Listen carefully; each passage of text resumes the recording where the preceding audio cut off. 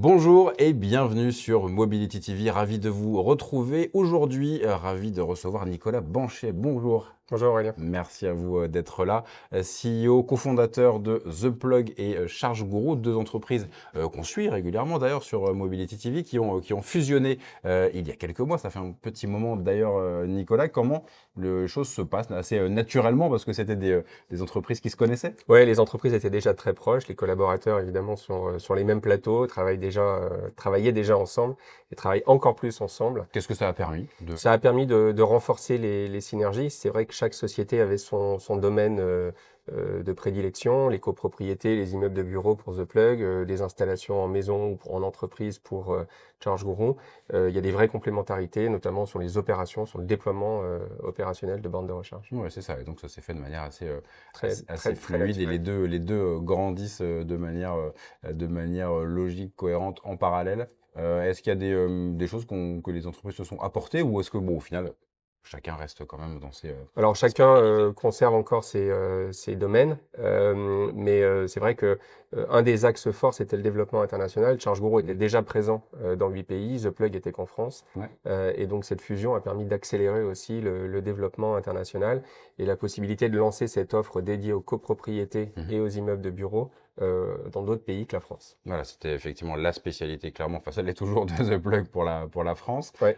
Comment justement ça s'est passé pour ce passage à d'autres pays? Est-ce que vous avez rencontré des difficultés similaires ou est-ce que ou des choses fluides comme vous aviez l'expérience du marché français? Ouais, alors effectivement, le développement international, c'est toujours un gros challenge.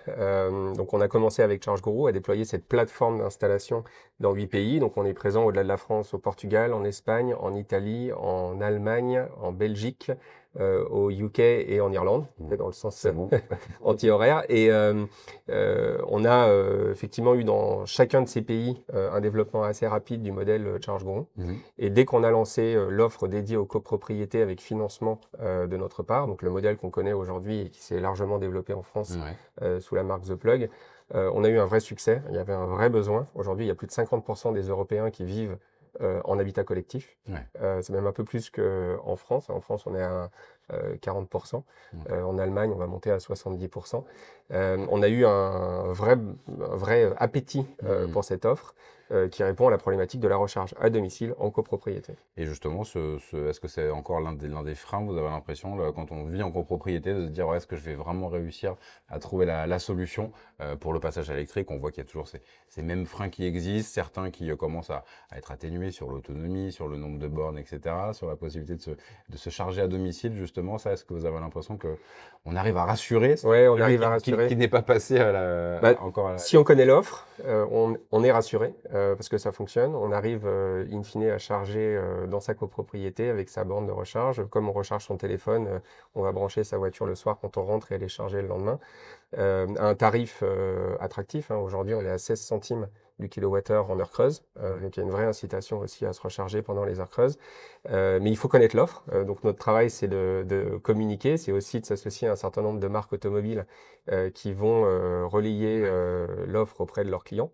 Et une fois qu'on connaît, oui, il n'y a plus tellement de freins. Il y a toujours le délai de passage en assemblée générale. Il y a toujours le délai d'ouverture du premier compteur électrique, du compteur qu'on va dédier Ouais, aux bornes de recharge. Donc ça prend un peu de temps. On passe par le gestionnaire de réseau local. forcément, toujours un petit peu. Mais voilà, on y arrive et c'est une vraie solution qui répond à la problématique de la recharge Et donc, en copropriété. justement, pour se faire connaître, vous parlez de partenariat avec des constructeurs. Il y a notamment une annonce avec Mobilize, donc du Tout à coup, fait. l'univers évidemment des véhicules Renault. Avec, voilà, on voit que la R5 Très bien. fonctionne bien. On souhaite la même chose pour pour la R4, Oui, tout la à fait. nouvelle 4L C'est une belle gamme. qui arrive également. En tout cas, c'est l'idée de se dire que quand on arrive en concession avec cette volonté de passer à l'électrique, on a cette assurance. Oui.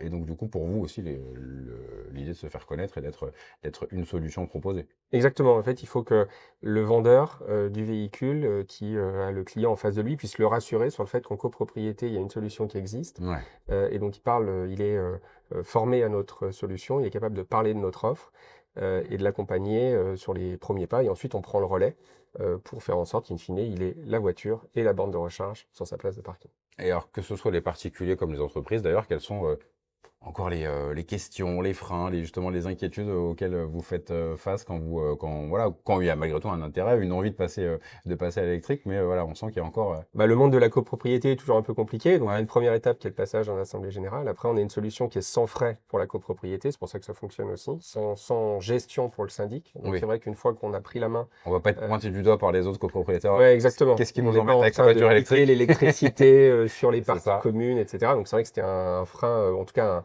un sujet que Sujet, les ouais. syndics et les conseils syndicaux de copropriété ont dû gérer avec des gens qui allaient se brancher à la première prise, Ouais. qui n'était pas prévu pour ça. Donc, il y a un sujet de consommation d'électricité, puis il y a aussi un sujet de sécurité. Ouais, bien sûr. Donc là, nous, on arrive avec une infrastructure qui va être dédiée à la recharge, qu'on finance.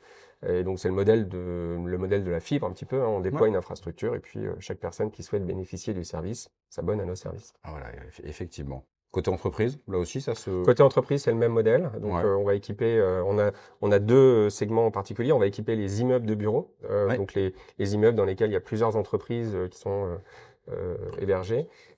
Et donc, on va proposer la même solution. On investit dans l'infrastructure et puis ensuite, les entreprises qui souhaitent équiper leurs places de parking de bornes de recharge sont Ça, vous accompagnées voyez par Zenplug. un progrès en ce moment, forcément. Oui, alors il y a une Entreprises, accélération. les gestions des flottes ou même les entreprises qui n'ont pas Oui, forcément une il y a, conséquence, mais qui veulent le proposer à leurs ouais, le salariés. proposer. Et il y a maintenant aussi un certain nombre de contraintes, puisqu'il y a une démarche assez volontariste et qui devient obligatoire avec certaines pénalités si. Oui, sur les avantages. Non, sur le taux d'équipement, le taux de Oui, sur le pourcentage. le Ouais. pourcentage Ouais, de ouais. migration des flottes à l'électrique. Effectivement. Et Ouais. donc, il y a besoin, lorsqu'on a une flotte de véhicules électriques, de les recharger. Donc, on Ouais. propose d'équiper les immeubles de bureaux et on accompagne également les collaborateurs à leur domicile. Oui. Donc, on déploie des bornes de recharge au domicile des collaborateurs, que ce soit en maison ou en copropriété, évidemment. Quand c'est possible, effectivement. Est-ce que vous n'êtes pas inquiet malgré tout par le ralentissement du marché de l'électrique, du marché du neuf globalement? Ouais, L'électrique ralentit d'ailleurs moins que oui, les autres ça, c'est une bonne motorisations, nouvelle. même si, bon, évidemment, là, on n'est pas sur la croissance espérée peut-être il y a 12 ou 15 mois. Voilà, comment vous observez ça? Ou est-ce que vous restez quand même positif et Alors, que cette dynamique est enclenchée? ouais, la dynamique, elle est là. On progresse un peu en pourcentage, pas en, pas en valeur absolue, Ouais, sur les ventes de véhicules électriques, mais spécifiquement en France. Il faut voir que le marché européen, lui, du véhicule électrique se porte très bien. ouais, On est à plus 30% de ventes de véhicules électriques depuis le début de l'année. ouais, Sur sur notre périmètre, les 8 pays dans lesquels on est présent, ouais. avec des pays comme le UK notamment où il y a une excellente dynamique. Donc le fait d'avoir aussi un ancrage européen nous permet de voir autre chose, de voir aussi cette dynamique globale au niveau Ouais. européen et puis de bénéficier évidemment de cette croissance. Effectivement. Et puis peut-être un mot pour conclure sur cette initiative commune entre plusieurs acteurs opérateurs, Charge France. Oui, Déjà, pour quelles raisons? Et puis, je crois qu'il y a 3 milliards d'investissements prévus, si je dis pas de bêtises, dans ouais, les années qui c'est viennent. une En tout cas, grosse. c'est l'objectif. Voilà, c'est pas là tout de suite maintenant sur la table, mais en tout cas, cet objectif. Donc voilà, pour quelles raisons le besoin voilà, d'être représenté comme ça? Charge France, en fait, c'est un regroupement d'opérateurs de bornes de recharge, plus particulièrement de bornes de recharge sur l'espace public, qui est moins notre périmètre, hein. Nous, on est présent sur la recharge privée, donc recharge à domicile et recharge en entreprise. Mais il y a une vraie complémentarité. On travaille beaucoup par des partenariats, par aussi nos actions de communication avec les opérateurs de bornes de recharge publiques, Ouais, Electra, Driveco. Et c'était important d'avoir une association qui représente en fait cette énergie, cette volonté d'accélérer le déploiement de bornes de recharge sur l'espace public. Aujourd'hui, 80 à 90% des recharges se font au quotidien à domicile ou sur le lieu de travail, mais on a besoin de ces 10-20% de recharge sur bien sûr. l'espace public Voilà. en itinérance pour les plus longs trajets. Et puis quand on peut pas, parce que ça arrive aussi parfois, quand on n'a pas de parking par exemple, avoir de bornes de recharge chez soi. Et d'ailleurs, sur ce point-là, les annonces récentes du gouvernement sur le déploiement, l'objectif, là aussi, ça trouve que ça va Mais dans le bon sens ou il les- faudrait aller plus vite encore? Alors, on pourrait toujours aller plus vite, nous on voudrait toujours aller au-delà, mais c'est vrai que ça va dans le bon sens, cette volonté réaffirmée de mettre l'électrique au centre de la stratégie de développement de la mobilité est vraiment importante. Il faut toujours marteler les messages. On a eu la chance d'accueillir dans un de nos immeubles deux ministres, M. Lombard Ouais. et M. Ferracci, qui sont venus voir comment ça fonctionnait en entreprise. Donc c'était une opération de communication qui était la bienvenue pour continuer à dire que voilà, c'est possible de se recharger, un peu partout, en itinérance. Ils étaient sur un carrefour, juste avant, qui Oui. avait déployé des bornes de recharge sur son parking. Ouais, ouais. Ils sont C'est passés vrai ensuite, qu'effectivement, c'est concret et il se passe des choses. ouais, C'est il ce se que passe des choses, ça va c'est vite. ce que vous faites au quotidien avec The Plug et Charge Guru, dont vous êtes le patron. Merci à vous, Merci Nicolas beaucoup. Bonfait, d'être venu sur Mobilité TV et on se retrouve très bientôt.